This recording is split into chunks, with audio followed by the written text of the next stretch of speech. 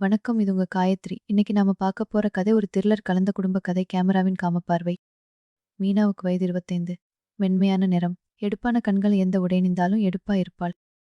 அவள் கணவன் சுரேஷ் ஒரு மல்டிநேஷனல் கம்பெனியில் செக்யூரிட்டி ஹெட். அவனுக்கு எல்லாவற்றிலும் ஒரு சந்தேகம். மீனா காலம் கெட்டு போயிருக்கு. நான் அடிக்கடி டூர் போறேன். அதனால வீட்டுக்குள்ளேயும் வெளியேயும் சிசிடிவி வைக்க போறேன் என்றான் சுரேஷ். வீட்டுக்கு வெளியே வைங்க சரி. ஆனா பெட்ரூம்ல எதுக்குங்க என்று மீனா கேட்டா. அதெல்லாம் சேஃப்டிக்கு தான். நீ எதுக்கும் பயப்படாத என்று சொல்லி மழுப்பிவிட்டான் சுரேஷ். கேமராக்களை பொறுத்த சுரேஷின் நெருங்கிய நண்பன் அஜய் வந்தான். அஜய் ஒரு எலக்ட்ரானிக்ஸ் எக்ஸ்பர்ட். கட்டுக்கோப்பான உடல், ஸ்டைலான தாடி என அவன் ஒரு மாடல் போல இருந்தான். அவன் பெட்ரூமில் ஏணி போட்டு காமராவை பிக் செய்யும் போது மீனா அங்கே துணி துவைத்துக் கொண்டிருந்தாள். அவள் குனிந்து நிமிரும்போது அவளது புடவை விலகுவதை அஜய் கேமரா ஆங்கில் செட் செய்வது போல உற்று பார்த்தான். அவனது பார்வையில் ஒருவிதமான குறும்பும் ஆசையும் கலந்திருந்தது. வேலை முடிந்ததும் அஜய் சுரேஷிடம், மச்சான் உன்னோட போன்ல எல்லா ஆப்ஷனும் செட் பண்ணிட்டேன் என்றான். நீ எங்க இருந்தாலும் வீட்டை பார்க்கலாம் என்று சொல்ல சுரேஷ் சந்தோஷமா அவனுக்கு பணம் கொடுத்து அனுப்பி வைத்தான். ஆனா சுரேஷ்க்கு தெரியாத ஒரு விஷயம். அஜய் அந்த கேமராக்களின் மாஸ்டர் அக்சஸை தன் போனுக்குள் லிங்க் செய்து கொண்டான். மறுநாள் சுரேஷ் ஒரு வார கேம்பிற்காக ஊருக்கு கிளம்பி சென்றான். மீனா வீட்டில் தனிமையில் இருந்தாள். மதியம் குளித்துவிட்டு தலை துவாட்டியபடி நைட்டியில் பெட்ரூமுக்கு வந்தாள். அவள் கண்ணாடி முன்னா நின்று தன்னை ரசித்துக் கொண்டிருந்தபோது திடீரென்று அவளது போன் அடித்தது. அது ஒரு அந்நிய எண். அவள் போனை எடுத்தபோது மறுமுனையில் அஜயின் குரல் கேட்டது. ஹலோ மீனா, குளிச்சுட்டு வந்த உடனே அந்த மெரூன் கலர் நைட்டில நீங்க ரொம்ப அழகா இருக்கீங்க. ஆனா அந்த ஈரக்கூந்தலை அப்படியே விட்டிருக்கலாமே என்று அவன் வஞ்சகமாக பேசினான். மீனா அப்படியே உறைந்து போனாள். அவர் அறையை சுற்றி பார்த்தாள். அங்கே அந்த காமிரா அவளையே உற்று பார்த்து கொண்டிருந்தது. அதன் சிறிய சிவப்பு விளக்கு அஜய் அவளை பார்த்து கொண்டிருப்பதை எச்சரிப்பது போல மின்னியது. அஜயின் குரலை கேட்டதும் மீனாவுக்கு உடல் நடுங்கியது. சட்டென்று தன் நைட்டின் கழுத்து பகுதியை இறுக்கி பிடிச்சு கொண்டாள். அஜய், என்ன விளையாடிங்களா? நீங்க எப்படி என்ன பார்க்க முடியும்? இது ரொம்ப தப்பு என்று படடப்புடன் பேசினாள். மறுமுனை அஜயின் ரகசியமான சிரிப்பு கேட்டது. தப்பா? நான் என்ன பண்ணேன் மீனா? சுரேஷ் தான் என்னை கேமரா செட் பண்ண சொன்னான். இப்ப இந்த ரூம்ல நீங்க மட்டும்தான் இருக்கீங்கன்னு எனக்கும் தெரியும். இப்ப நீங்க கண்ணாடி முன்னாடி நிக்கும்போது அந்த நைட்டி உங்களை எவ்வளவு அழகா காட்டுது தெரியுமா என்று வர்ணித்தா. மீனா உடனே கேமராவை போர்வையால் மூட முயன்றாள். நிறுத்துங்க அஜய், நான் இப்பவே சுரேஷ் கிட்ட சொல்ல போறேன் என்று மிரட்டினாள். சொல்லுங்க மீனா, ஆனா சுரேஷ் கிட்ட இதையெல்லாம் சொன்னா அவர் முதல்ல உங்களைத்தான் சந்தேகப்படுவார். நீ அங்க என்ன பண்ணிட்டு இருந்தன்னு அவன் பார்த்தான் அப்படின்னு அவர் கேட்டா என்ன பதில் சொல்லுவீங்க? அது மட்டும் இல்லாம இப்ப நான் பார்த்துட்டு இருக்கிற இந்த வீடியோ என் போன்ல ரெக்கார்ட் ஆகிட்டு இருக்கு. இது வெளியே போனா யாருக்கு அவமானம்? அஜயின் குரலில் ஒருவிதமான ஆதிக்கம் இருந்தது. மீனா அப்படியே அமர்ந்து விட்டாள்.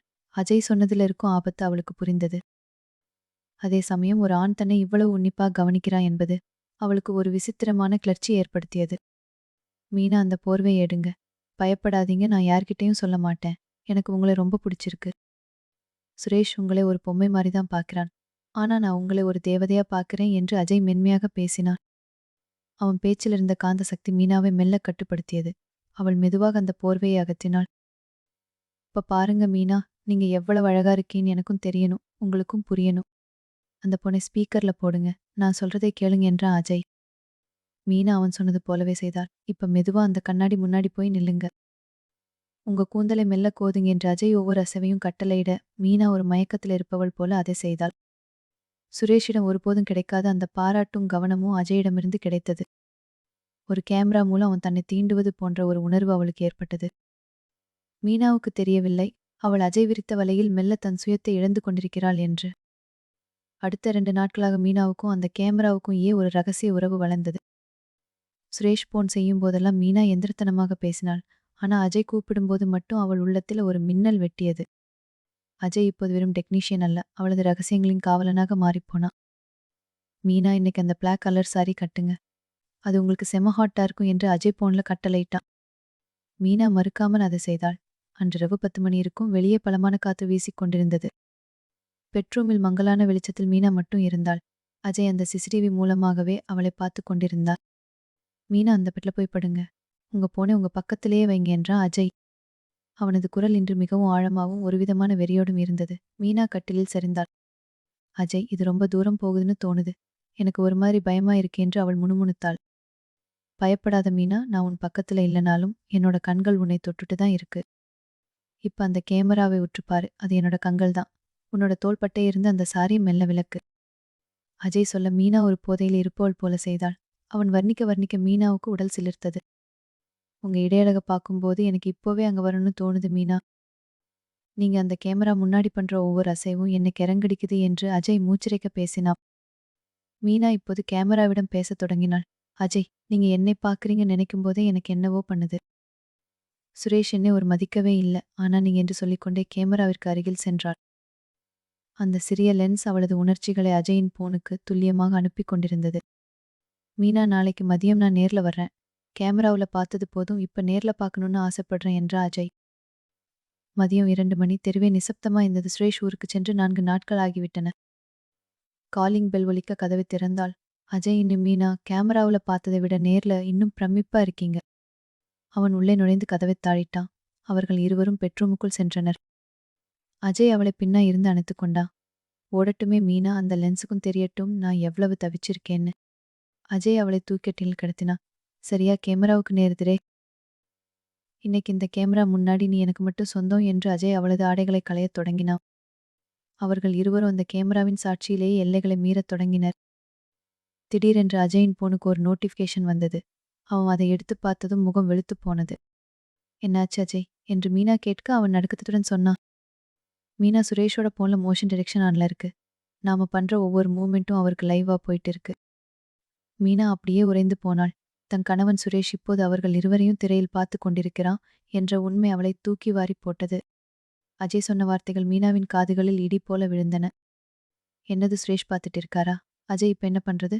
அவர் என்னை கொன்னே போடுவாரே என்று மீனா கதறி அழுதாள். அவளது ஆடைகள் கலைந்து கிடக்க அந்த சிறிய கேமரா இப்போது ஒரு சாட்சியா இல்லாம யமதூதனாக அவளை பார்ப்பது போல இருந்தது. அஜய் பதட்டமா தன் போனை நோண்டினா. இரு மீனா, நான் அந்த லிங்கை கட் பண்ண பார்க்கிறேன். ஆனா சுரேஷ் ஆல்ரெடி இதை பார்த்திருப்பாரே என்று அவன் கைகள் நடுங்கின. அப்போது மீனாவின் போன் அலறியது. ஸ்கிரீனில் கணவர் என்று பெயர் மின்னியது. மீனாவுக்கு மூச்சே நின்றுவிடும் போலிருந்தது. அஜய் சைகையால் போனை எடுக்காதே என்று சொன்னா. ஆனா போன் விடாமல் அடித்துக்கொண்டே இருந்தது. கடைசியில் மீனா நடுங்கும் கைகளுடன் போனை எடுத்தாள்.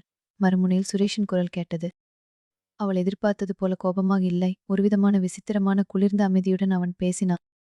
என்ன மீனா, அஜய் கூட ரொம்ப பிஸியா இருக்க போல. கேமரா ஆங்கிள் எல்லாம் கரெக்டா இருக்கா? நான் இங்க ஆபீஸ்ல இருந்து இதை பார்க்கும்போது செம விறுவிறுப்பா இருக்கு என்றா சுரேஷ். மீனா அப்படியே உறைந்து போனாள். சுரேஷ், என்னை மன்னிச்சிருங்க, நான் ஏதோ ஒரு மயக்கத்துல என்று அவள் அழத் தொடங்கினாள். மன்னிப்பா எதுக்கு மீனா? எனக்கு இதெல்லாம் பிடிச்சிருக்கு. உன்னோட இன்னொரு முகத்தை நான் இப்போதான் பார்க்கிறேன். அஜய் உன்னை தொடும்போது நீ எவ்வளவு அழகா இருக்க தெரியுமா? நீங்க 2 பேரும் அப்படியே தொடருங்க. இன்னும் கொஞ்ச நேரத்துல நான் அங்க வந்துடுவேன். எனக்கும் இந்த விளையாட்டில் சேரணும்னு ஆசை என்று சொல்லிவிட்டு சுரேஷ் இணைப்பை துண்டித்தான். இந்த உரையாடலை கேட்ட அஜய்க்கு வியர்த்து கொட்டியது. மீனா, உன் புருஷன் ஏதோ ஒரு சைக்கோ மாதிரி பேசுறான். அவன் வந்தா 2 பேரையும் ஏதாவது பண்ணிடுவான். நான் கிளம்புறேன் என்று அஜய் அங்கிருந்து ஓடப் பார்த்தான். ஆனால் மீனாவும் கையை பலமாக பிடித்து கொண்டாள். என்னை தனியா விட்டுட்டு போகாத அஜய். நீயும் இதுல தான காரணம் என்று கத்தினாள். சரியா அந்த நேரத்தில் வீட்டின் வாசலில் ஒரு காரின் சத்தம் கேட்டது. சுரேஷ் வந்து விட்டான். கார் கதவு சாத்தப்படும் சத்தம் கேட்டு மீனா மற்றும் அஜய் இருவரும் நிலைகுலைந்து போயினர். அஜய் தப்பிக்க வழி தேடி ஜன்னல் பக்கம் ஓடினா. ஆனா சுரேஷ் ஏற்கனவே ஹால் கதவை திறந்து உள்ளே வந்து விட்டான். சுரேஷ் பெட்ரூமுக்குள் நுழைந்தான். அவன் முகத்தில் ஆத்திரமில்லை, மாறாக ஒரு விகாரமான புன்னகை இருந்தது. அவன் கையில் ஒரு லேப்டாப் இருந்தது. என் அஜய், கிளம்பிட்டீங்களா? இப்பதானே ஆட்டம் சூடு பிடிச்சிருக்கு என்று சுரேஷ் மிக அமைதியாக கேட்டான். மீனா தரையில் அமர்ந்து அழுதாள். சுரேஷ், தெரியாம நடந்துடுச்சு. இவன்தான் என்னை மிரட்டினா என்று அஜய் மீது பழி போட முயன்றாள். சுரேஷ் சிரித்தா. மிரட்டினானா? மீனா, உனக்கு ஒரு விஷயம் தெரியுமா? அந்த சிசிடிவி கேமராவை அஜய் ஹேக் பண்ணுவான்னு எனக்கு முன்னாடியே தெரியும். சொல்லப்போனா நான் தான் அவனை அந்த அளவுக்கு தூண்டி விட்டேன். நீ எப்போ தடம் மாறுவன்னு நான் காத்துட்டு இருந்தேன். இன்னைக்கு அந்த கேமராவுல நீங்க 2 பேரும் நெருக்கமா இருந்ததை பார்த்தப்போ எனக்கு கிடைச்ச திருப்தி உன் கூட இருக்கும்போது கூட கிடைச்சது இல்ல. சுரேஷின் பேச்சை கேட்டு மீனா அதிர்ச்சியில் உறைந்தாள். தன் கணவன் ஒரு விகாரமான புத்தி கொண்டவன் என்பதை அவளால் நம்ப முடியவில்லை. சுரேஷ் அஜயின் தோல்ல கை வைத்தான். பயப்படாத அஜய், நான் போலீஸ்க்கு போக மாட்டேன். ஆனா என்கிட்ட ஒரு டீல் இருக்கு. இந்த ரூம்ல இருக்கிற எல்லா கேமராக்களும் ரெக்கார்ட் ஆகும். நான் பக்கத்து ரூம்ல இருந்து லேப்டாப்ல பார்ப்பேன். நீங்க 2 பேரும் நான் சொல்றது போல நடந்துக்கணும். இதுக்கு நீங்க சம்மதிச்சா இந்த வீடியோ வெளியே போகாது. இல்லைன்னா நாளைக்கு இது இன்டர்நெட்ல இருக்கும். மீனாவுக்கு தலை சுற்றியது. ஒரு பக்கம் மிரட்டும் அஜய், இன்னொரு பக்கம் வேடிக்கை பார்க்கும் கணவன். 2 மிருகங்களுக்கு நடுவே தான் ஒரு பலிகடா ஆவதை அவளால் தாங்க முடியவில்லை. அஜய் தன் உயிருக்கு ஆபத்து இல்லை என்பதை உணர்ந்து மெல்லச் சிரித்தான். சுரேஷ் அங்கிருந்து வெளியேறி பக்கத்து அறைக்கு சென்று கதவை சாத்தினான். சுரேஷ் லேப்டாப் திரையை உற்று பார்த்து கொண்டிருந்தான். பெட்ரூமில் அஜய் மெல்ல மீனாவை நெருங்கினான். ஆனா மீனாவின் கண்களில் இப்போது அழுகையில்ல, ஒருவிதமான உறுதி தெரிந்தது. அஜய் மீனாவை தொட முயன்றபோது அவள் சட்டென்று பெட்ரூம் சுவரிலிருந்து அந்த மெயின் ஸ்விட்சை ஆஃப் செய்தாள். வீடு முழுவதில் மூழ்கியது. கேமராக்கள் அனைத்தும் செயலிழந்தன. சுரேஷ் பதறிப்போய் பெட்ரூமுக்குள் ஓடி வந்தான். மீனா, என்ன பண்ற? உடனே லைட்டை போடு என்று கத்தினான். அவன் உள்ளே நுழைந்ததும் மீனா ஒரு கனமான பித்தளை விளக்கை எடுத்து சுரேஷின் தலையில் ஓங்கி அடித்தாள். சுரேஷ் நிலைதடுமாறி கீழே விழுந்தான். அஜய் தப்பிக்க முயல மீனா அவன் சட்டையை பிடிச்சு இழுத்தாள். 2 பேரும் நில்லுங்க. நீங்க 2 பேரும் என்னை பத்தி தப்பா கணக்கு போட்டுட்டீங்க என்று மூச்சிரைக்க கூறினாள். மீனா தன் போன் எடுத்து ஒரு வீடியோவை ஆன் செய்தாள். சுரேஷ், நீ அஜயை மிரட்டி என்னோட கௌரவத்தை வச்சு விளையாடலாம்னு நினைச்சல்ல. நீ அஜய் கிட்ட டீல் பேசினதிலிருந்து இப்ப இங்க நடந்த எல்லாத்தையும் நான் என் போன்ல ரகசியமா ரெக்கார்ட் பண்ணிட்டேன். இது வெறும் சிசிடிவி இல்ல, இது உன்னோட விகாரமான புத்தியை உலகத்துக்கு காட்டப் போற ஆதாரம்.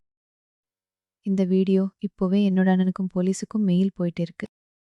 நீங்க கேமரா வச்சு என்னை வேடிக்கை பார்த்தீங்க, இப்ப ஊரே உங்களை வேடிக்கை பார்க்க போகுது. சரியா 10 நிமிடங்களில் போலீஸ் ஜீப் சத்தம் கேட்டது. சுரேஷ் மற்றும் அஜய் இருவரும் பிணையா கூட எடுக்க முடியாத சட்டப்பிரிவுகளின் கீழ் கைது செய்யப்பட்டனர். அவர்கள் பொருத்திய அதே கேமராக்கள் அவர்களுக்கு எதிராகவே சாட்சியா மாறின. மீனா அந்த வீட்டை விட்டு வெளியேறினாள். அவளுக்கு இப்போது பயமில்லை. துரோகம் இழைத்த கணவனையும் தன்னை மிரட்டிய நண்பனையும் ஒரே அடியில் வீழ்த்திய நிம்மதி அவள் முகத்தில் தெரிந்தது. கேமராக்கள் மனிதர்களை கண்காணிக்கலாம், ஆனா ஒரு பெண்ணின் மன உறுதியை கட்டுப்படுத்த முடியாது என்பதை அவள் நிரூபித்தாள். இந்த கதை உங்களுக்கு பிடித்திருந்தால் லைக் செய்து பகிருங்கள். மீண்டும் ஒரு விறுவிறுப்பான கதையுடன் உங்களை சந்திக்கிறேன். இப்படிக்கு உங்கள் காயத்ரி.